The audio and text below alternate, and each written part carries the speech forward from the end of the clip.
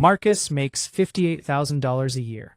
After taxes, after his health insurance premium, after the $180 that disappears into his 401k before he ever sees it, his take-home lands at $3,217 every 2 weeks.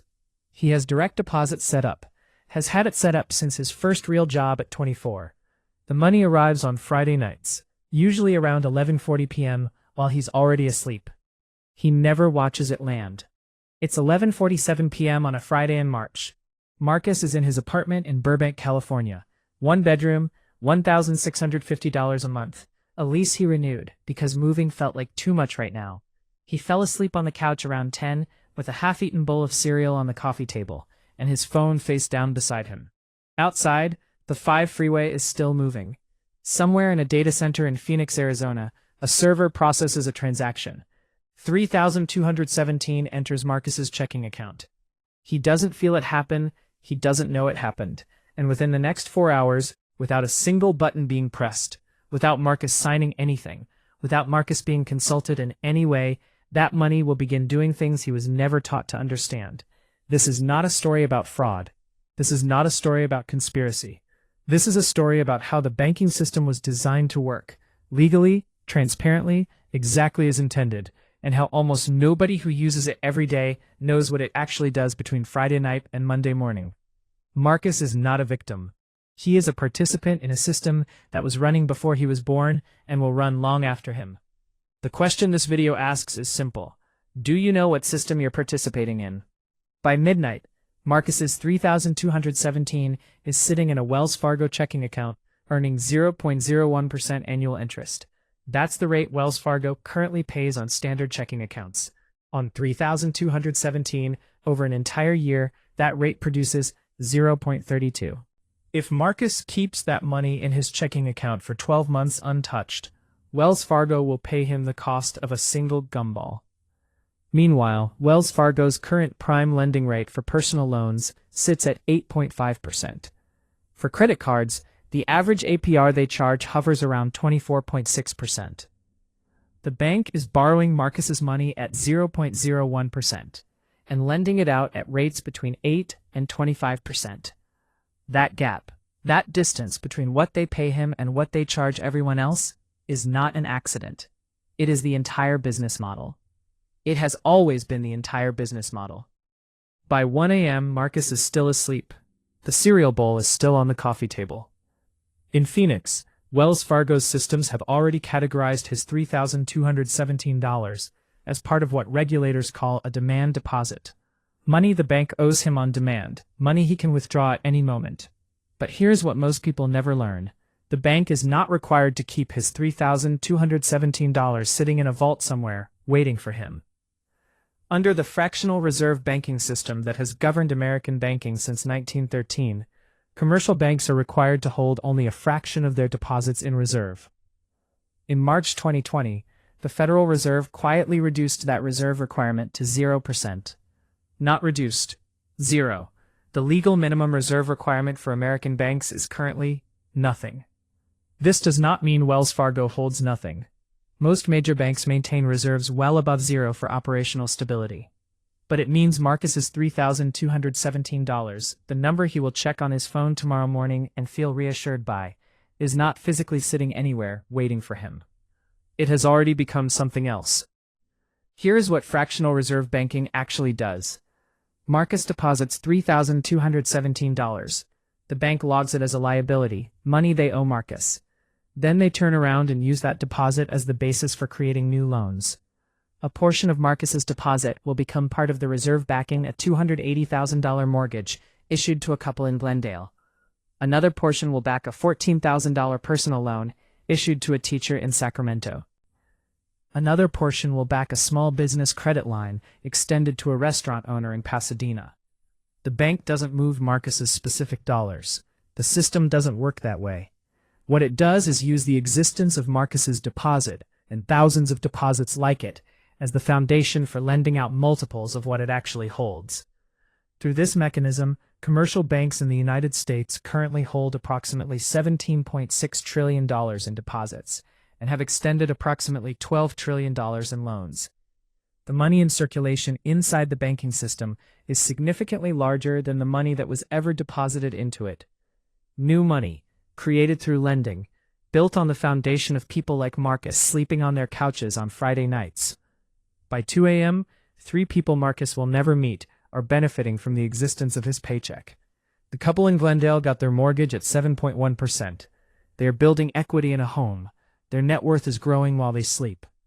The teacher in Sacramento is paying 11.4% on her personal loan. Every month, a portion of her payment flows back to Wells Fargo as interest income. Some of that income will eventually become shareholder dividends. Some will become executive compensation. None of it will become anything for Marcus.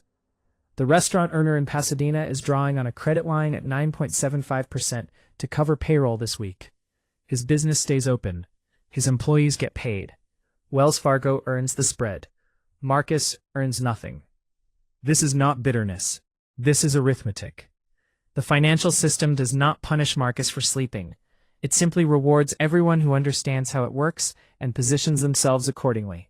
The couple in Glendale understood, or their mortgage broker did, that real estate debt at 7.1% against an asset appreciating historically at 4 to 6% annually is a wealth-building mechanism disguised as a monthly obligation.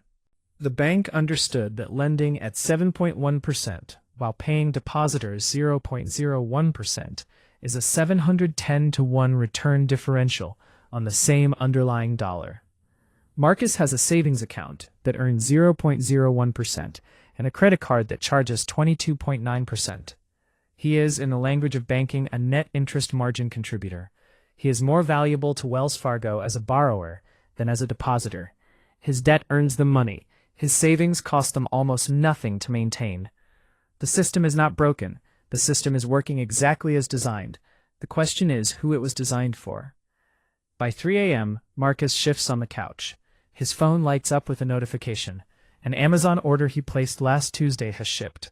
2-day delivery. $67.43, including tax, charged to his Wells Fargo Visa. The transaction joins a running balance of $1,340 on a card with a $4,000 limit. He is carrying 33.5% utilization. His minimum payment next month will be $27. Of that $27, approximately $21 will be pure interest. $6 will reduce his actual balance. If Marcus makes only minimum payments, his current $1,340 balance at 22.9% APR will take 6 years and 4 months to pay off. He will pay $891 in interest on top of the original $1,340. He will pay $2,231 total for $1,340 worth of things, most of which he no longer owns or remembers. He does not know this. The credit card statement does not show him this in any prominent way. Federal law requires a minimum payment warning in fine print. Most people never read it. The Consumer Financial Protection Bureau estimates that over 40% of American cardholders carry a balance every month. The credit card industry generated $130 billion in interest and fee revenue in 2023. That revenue came from people sleeping on couches. The first silence in this story is the silence of 4 a.m. Marcus's building is quiet. His neighborhood is quiet. The freeway has finally thinned out. There is no moment where you can point to and say, this is where something went wrong. Nothing went wrong. A paycheck arrived. An account was credited. Loans were extended elsewhere. Interest began accruing on a credit card balance. Standard operations. Friday night in America. But somewhere between 11:47 p.m. and 4 a.m., while Marcus slept, the distance between him and the couple in Glendale got a little wider. Not by catastrophe, by design, by the slow, frictionless, entirely legal operation of a system that rewards people who put their money to work and quietly extracts from people who let it sit. Marcus doesn't know the couple in Glendale. He doesn't know the teacher in Sacramento. He doesn't know the restaurant owner in Pasadena. He just knows his balance looks the same as it did last night. There are things Marcus could know that would change this. Not secrets, not loopholes, not financial tricks sold in online courses. Public information. Information that exists in the Federal Reserve's own publications, in the FDIC's quarterly reports, in the CFPB's consumer research. Information that is technically available to anyone and practically absorbed by almost no one. He could know that high-yield savings accounts at online banks, Marcus currently uses none, currently pay between 4.5 and 5.2% APY on the same deposited dollars. On his average monthly balance of $2,100, the difference between 0.01% and 5.0% is roughly $104 a year. Not life-changing, but it is 320 times more than he is currently earning for doing the same nothing. He could know that every dollar sitting in a 22.9% credit card balance is costing him more than any investment he will ever find can reliably return. Paying off that $1,340 balance is a guaranteed 22.9% return on capital. There is no index fund, no ETF, no stock, no savings account that offers a risk-free 22.9% return. Eliminating high-interest debt is the single highest yield financial move available to someone in Marcus's position. Most people in Marcus's position are simultaneously carrying credit card debt and wondering where to invest. He could know that the 401k he's contributing $180 to every paycheck, the money that disappears before he sees it, is, depending on his employer's match structure, potentially the most powerful wealth-building tool available to him, and possibly the one he is least engaged with. The average American worker in 2024 left $1,336 in unclaimed employer 401k matching on the table. Free money. Declined because nobody made the enrollment form feel urgent. By 6 a.m., a garbage truck moves through Marcus's street. A neighbor's dog barks twice. Light is beginning to appear at the edge of the hills east of Burbank. The data center in Phoenix continues processing transactions from people waking up on the East Coast. Marcus's $3,217 is still showing in his account. The number hasn't changed. It won't change until he spends it. But the reality of what that number means, what it is doing, what it could be doing, who else is using it right now, that has never been shown to him in any clear way. Not in school, not by his employer, not by the bank that holds it. The bank does not benefit from Marcus understanding this. At 7:54 a.m., Marcus wakes up. The cereal bowl is still there. He picks up his phone from the couch cushion, opens his banking app out of habit. The same reflex he performs every morning, the dopamine check, the account balance as emotional weather report, and sees 3,217. He feels fine, stable, the number is what it should be. He sets the phone down and goes to make coffee. He does not know that in 8 hours, when his rent autopays, his balance will drop to $1,567. He does not know that his credit card minimum is due in 11 days, and that his $27 payment will reduce his actual debt by $6. He does not know that his savings account earned $0.001 last night, literally 1/10 of a cent, while the bank lent his deposit out at multiples and collected interest from people across Southern California. He knows his balance. He does not know his position. There is a difference between a balance and a position. A balance is a number. A position is a relationship, to debt, to interest, to the system moving around you while you sleep. Most people in America manage their finances by balance. They check the number, feel okay or not okay, and make decisions based on that single data point. The banking industry, the credit industry, and the subscription economy are all architected around this behavior.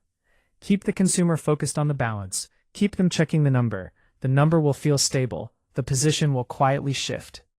Marcus is not behind because he made bad decisions. Marcus is behind because nobody ever showed him the difference between the number and the position. The number is what the bank wants him to watch. The position is what the bank is managing while he's watching the number. This is how it works every Friday night across the country. Paychecks arrive, people sleep, banks move.